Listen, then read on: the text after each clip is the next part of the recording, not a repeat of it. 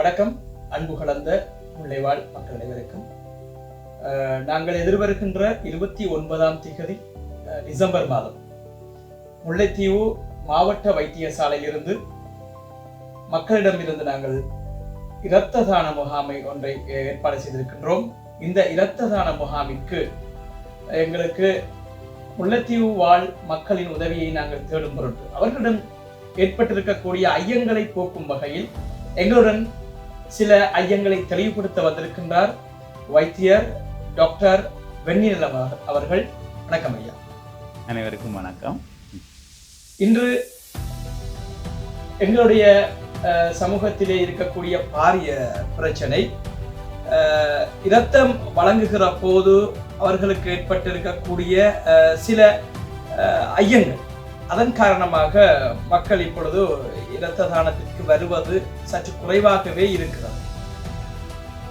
அதை தெளிவுபடுத்தும் வகையில தான் ஐயா அவர்களை நாங்கள் அழைத்திருக்கின்றோம். நேரடியாகவே நாங்கள் நிகழ்ச்சிக்கு செல்லலாம் என்று நினைக்கின்றேன். ஐயா, இந்த இரத்தம் வழங்குகிற போது எந்த வயது எல்லைக்குட்பட்ட ஆண் அல்லது பெண் இருப்பாளரையும் எந்த வயதுக்கு உட்பட்டவர்களை நாங்கள் இரத்த தானத்திற்கு எடுத்துக்கொள்ளலாம்? இரத்தம் வழங்குவதில் பாட்பிரிவு என்பது இல்லை. ஆண் பெண் சகலருக்கும் வயது இல்லை என்று பார்க்கும் பொழுது முதல் தரமாக குருதி வழங்குவராக இருந்தால், அதற்கு முன்னர் குருதி வழங்கவில்லை என்றால் வயது எல்லை 18 வயது, அதாவது 18 வயது நிறைவடைந்ததிலிருந்து 55 வயது வரை. முதலே ஏற்கனவே அவர்கள் குருதி வழங்கி இருப்பார்களாக இருந்தால் வயது எல்லையை நாங்கள் 60 வயது வரை நீட்டிக்கலாம். 60க்கு மேல் அவர்களுக்கு ஒரு பிரச்சனையும் வராது. இருந்தாலும் அவர்களுடைய ஆரோக்கியம் கருதி நாங்கள் 60க்கு மேலுள்ளவர்களிடமிருந்து இரத்தம் பெறுவதை விரும்புவது. அதே நேரத்தில் ஐயா, இப்போ அதாவது 18 வயதை பூர்த்தியாகிய என்றால் கிட்டத்தட்ட ஒரு 3 மாதங்கள் 18 வயது நிரம்பி 3 மாதங்கள் அல்லது 4 மாதமானவர்கள் வழங்கலாம். நிச்சயமாக 18 வயது நிரம்பினால் போதும். அதாவது அந்த கணனி நெறிமுறையிலே அவர்களது வயது கணிப்பிடப்படும் போது 18 வயது நிரம்பி இருந்தால் போதும். அடுத்ததாக நிறைய பெண்களிடமிருந்து சில கேள்விகள் வருகிறது. நாங்கள் இந்த இரத்த தான முகாமிற்கு மகளிரை அழைத்த போது அவர்கள் எங்களிடம் கேட்ட கேள்வி, ஐயா அவர்களுக்கும் நான் தொலைபேசி அழைப்பிலே கேட்டிருந்தேன். இரத்தம் வழங்குகிற போது உடற்பருமன் அதிகரிக்கும் என்ற ஐயம் அவர்களுக்கு இருக்கிறது. இது பொதுவாக இருக்கின்ற ஒரு ஐயப்பாடு தான். இது குறித்து முற்றிலும் கவலை கொள்ள தேவையில்லை. அது முற்றிலுமே ஒரு பொய்யான நம்பிக்கை. இரத்தம் வழங்குவதால் உடற்பருமன் அதிகரிக்கப் போவதோ உடற்பருமனில் குறைவு ஏற்பட போவதோ இல்லை. நேரடியாக எந்த ஒரு தொடர்பும் இல்லை. இது ஆதாரபூர்வமாக உறுதிப்படுத்தப்பட்ட வழங்கக்கூடிய வாய்ப்பு இருக்கு. உடற்பருமன் அதிகரிக்க எந்தவித வாய்ப்பும் இல்லை. அவர்கள் உணவு முறைகள் இதன் சடுதியான மாற்றங்களை ஏற்படுத்தாத விடத்து இரத்த தானத்தால் உடற்பருமன் அதிகரிக்க எந்த வாய்ப்பும் இல்லை. நன்றி ஐயா. ஐயா, மற்றொரு ஒரு கேள்வி இருக்கிறது, பச்சை குத்துதல் சம்பந்தம். பச்சை குத்துகின்ற பொழுது அவர்களுக்கு குருதி வழங்க முடியுமா அல்லது அவர்களுக்கு குருதி வழங்குவதற்கான கால எல்லை இருக்கிறதா? அவர்களுக்கு நிச்சயமாக குருதி வழங்க முடியும், கால எல்லையும் இருக்கிறது. இலங்கையை பொறுத்தவரையில் நெறிமுறைப்படுத்தப்பட்ட பச்சை குத்தும் தினங்கள் இல்லாத பட்சத்தினால் பச்சை குத்துவதோ தோடு குத்துவதோ போன்ற செயற்பாடுகளில் ஈடுபட்டு இருப்பார்களாயின் நாங்கள் ஒரு வருட கால அவகாசத்தை எதிர்பார்க்கின்றோம். ஏனெனில் அந்த ஒரு வருட காலத்திற்குள் அவர்களுக்கு அந்த பாவித்த ஊசியினால் ஏதாவது நோய்கள் தொற்று ஏற்பட்டிருந்தால் அந்த நோய் குருதியில் எங்களால் பரிசோதிக்கக்கூடிய அளவுக்கு வெளிப்பட்டுவிடும். அதன் பின்னர் எங்கள் பரிசோதனையில் அகப்பட்டு விடும் என்பதற்காக எங்களுக்கு அந்த ஒரு வருட காலையிலே தேவைப்படுது. ஆகவே பச்சை குத்தி இருக்கிறோம் என்பதை தாண்டி ஒரு வருடம் பூர்த்தியானதும் அவர்கள் நிச்சயமாக குருதி வழங்க முடியும். இது நோய் அறிகுறி இல்லாவிட்டால் குருதி வழங்க முடியும் என்று எங்களது வைத்தியர் டாக்டர் வெண்ணிலவன் அவர்கள் இப்பொழுது தெரிவித்தார். நான் முல்லைத்தீவு மக்களுக்கு மீண்டும் ஒரு வேண்டுகோளை விடுக்கின்றோம். எதிர்வருகின்ற டிசம்பர் மாதம் 2024 29ஆம் திகதி ஞாயிற்றுக்கிழமை எங்களது மாவட்ட வைத்தியசாலை, முல்லைத்தீவு மாவட்ட வைத்தியசாலையின் இரத்த வங்கியிலே நாங்கள் இரத்த தான முகாம் ஒன்றை ஏற்பாடு செய்திருக்கின்றோம். உங்களால் முடிந்த உதவிகளை எங்களுக்கு தாருங்கள். குருதி வழங்கி உயிர் காப்போம். நன்றி ஐயா. மற்றொரு கேள்வி வந்திருக்கிறது. அந்த கேள்விக்கும் நான் உங்களிடம் கேட்க வேண்டும். எந்தெந்த நோய் அறிகுறிகள், சிம்டம்ஸ், எந்தெந்த நோய் அறிகுறிகள் இருந்தால் அல்லது நோயாளர்களாக இருந்தால், உதாரணமாக தைராக்சின் அஃபெக்டட் ஆமா. இருந்தால் குருதி வழங்கலாமா அல்லது வேற எந்த நோய் அறிகுறிகள் இருந்தால் வழங்கலாமா? சாதாரணமாக நோய்கள் என்று பார்க்கும்போது நாங்கள் தொற்று நோய், தொற்றாய் நோய் என்று பார்ப்போம். முதலாவதாக தொற்றாய் நோய். சாதாரணமாக பலர் தொற்றா நோய்கள் வசப்பட்டிருப்பதால் அதை முதலில் பார்ப்போம். சாதாரணமாக உயர் குருதிய மக்கள் ஹைப்பர் டென்ஷன், பிரஷர் என்று சொல்கிறார்கள், அல்லது சீனி வருத்தம், டயபெட்டிஸ் அதுகள் இருந்தால் அதற்கு மருந்து உட்கொள்ளாமல் கட்டுப்பாட்டில் இருப்பவர்கள் என்றால் தாராளமாக குருதி வழங்கலாம், ஒரு தடையும் இல்லை. மருந்துகள் பாவிப்பவர்களாக இருந்தால் சில மருந்துகள் பாவிக்கும் பொழுது குருதி வழங்குவதை அந்த வழங்குனர்களிலிருந்து குருதி பெறுவதை நாங்கள் பெரிதாக விரும்புவதில்லை. அதனால் உதாரணத்துக்கு மெட்ஃபோமின் தொடர்ச்சியாக பாவிக்கும் ஒருவராக இருந்தால் அவரிடமிருந்து குருதி பெறுவது சாத்தியமாகாது. அவர் அவ்வாறு குருதி வழங்குவதாயின் மெட்ஃபோமினை நாங்கள் நிறுத்த வேண்டும்.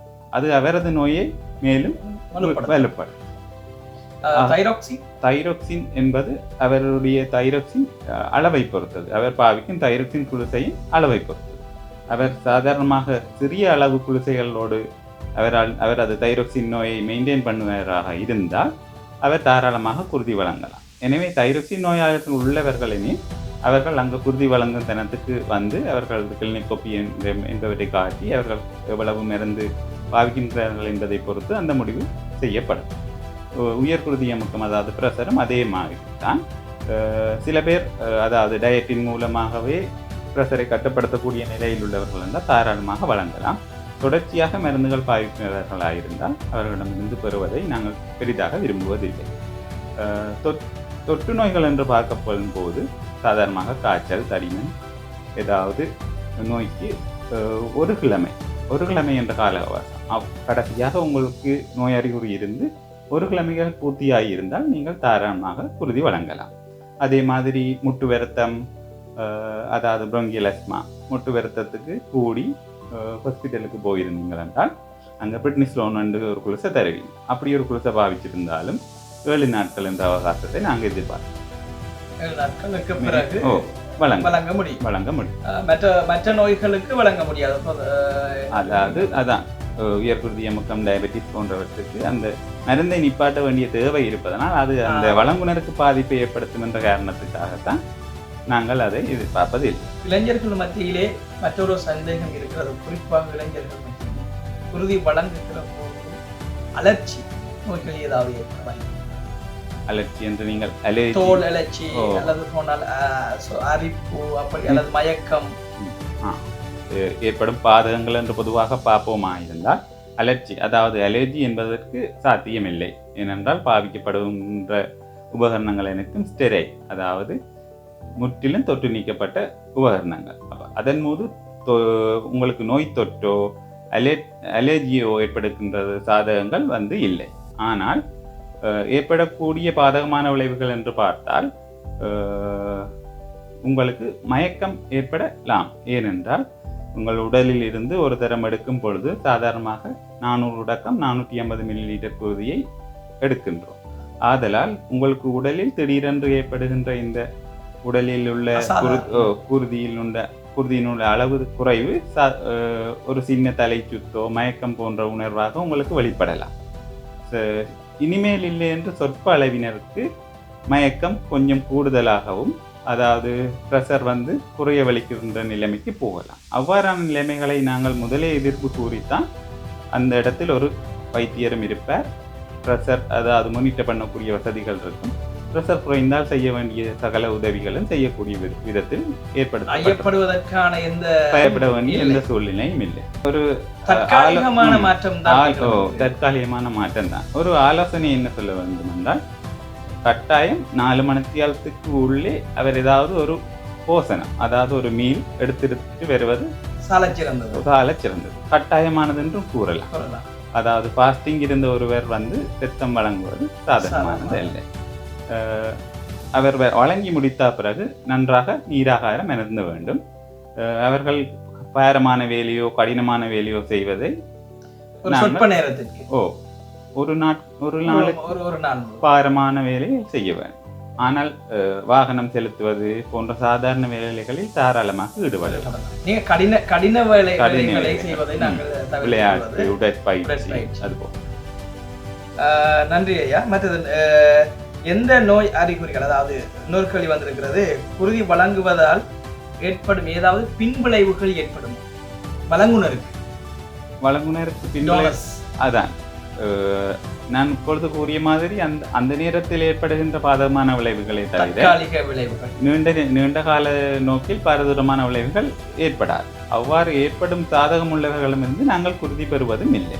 அதாவது உதாரணத்துக்கு அனீமியா உள்ள ஒருவர், அதாவது ஏற்கனவே அவரில் குருதியில் செங்குருதி சிறுதட்டுகள் குறைவாக இருக்கின்றன, அவரிடமிருந்து நாங்கள் குருதியை பெறப்போவதில்லை. நாங்கள் குருதியை பெற முதல் ஹீமோகுளோபின் அளவு பரிசோதிப்போம். எனவே அவர் குறைவானவரிடமிருந்து குருதியை பெற்றாலேயே அவருக்கு எதையும் பாதகமான நிலைகள் ஏற்படும். அவற்றை இயலுமான மட்டில் நாங்கள் தவிர்ப்பதற்காக எல்லா நடைமுறைகளையும் செய்வோம். நிறைய பேர் அச்சப்படுகிறார்கள், எங்கள்கிட்ட இருந்து 1/2 லிட்டருக்கு மேற்பட்ட குருதியை நீங்கள் எடுத்து விடுவீர்களோ. அப்படி சாதாரணமாக உடல் அடைக்கும் குருதி பெற்றுக்கொள்ளும் குருதிக்கும் அதிக அளவான மில்லி லிட்டர் 450. அவர்களுக்கு சிறு மயக்கம் போன்றோ அல்லது பிரஷர் கொஞ்சம் கீழ்மட்டத்தில் இருக்கின்றது என்றால் குறைத்து 400 350 சில வேளை எடுப்பார்கள். அநேகம் 450 தான் ஒரு ஸ்டாண்டர்டான ஒரு அளவு. எங்களுக்கு குருதியை நாங்கள் பெற்றுக்கொள்கிறோம், குருதியை வழங்குகிறோம் என்றால் எங்கள் எல்லோருடைய பொறுப்பும் சமூக பொறுப்பும் இருக்கிறது. குருதி வழங்குவதற்கு எங்கள் இனமத பேதமின்றி மொழி பேதமின்றி சகலருக்கும் குருதி வழங்க வேண்டிய ஒரு கடப்பாடு எங்களிடம் இருக்கிறது என்பதால் நீங்கள் எங்களது மக்களுக்கு கூறும் பொதுவான ஒரு அறிவு.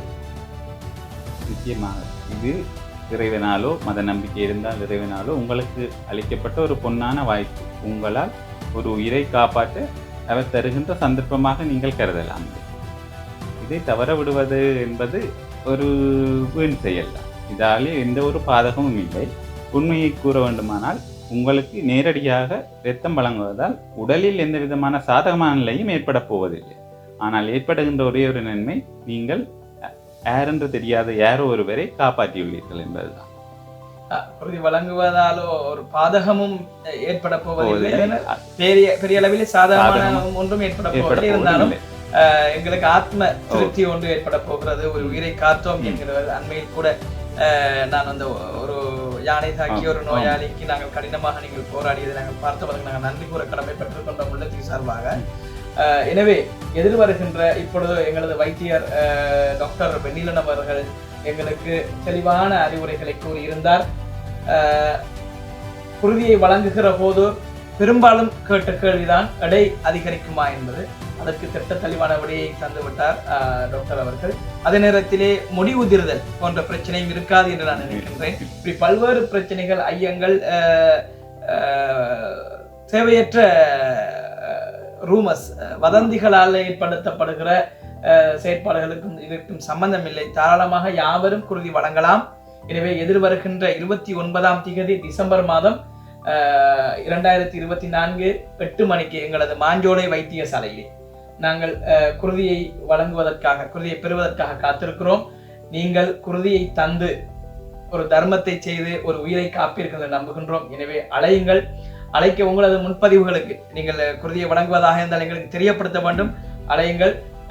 0768 22 99 49 என்ற இலக்கத்துக்கு அழைத்து உங்களை பதிவு செய்து கொள்ளுங்கள். எனவே நீங்கள் குருதியை வழங்கி உயிர் காப்பீர்கள் என்று நம்புகின்றேன். நன்றி, வணக்கம். இந்த நிகழ்ச்சிக்கு வருகை தந்தமைக்காக ஐயா உங்களுக்கும் வணக்கம். அதே நேரத்திலே இந்த நிகழ்ச்சியை ஒளிப்பதிவு செய்து தந்த அன்பு நண்பர் ஜென்சித் அவர்களுக்கும் எங்களது மனமார்ந்த நன்றிகளும் வணக்கம். வாய்ப்புக்கு நன்றி தெரிவித்து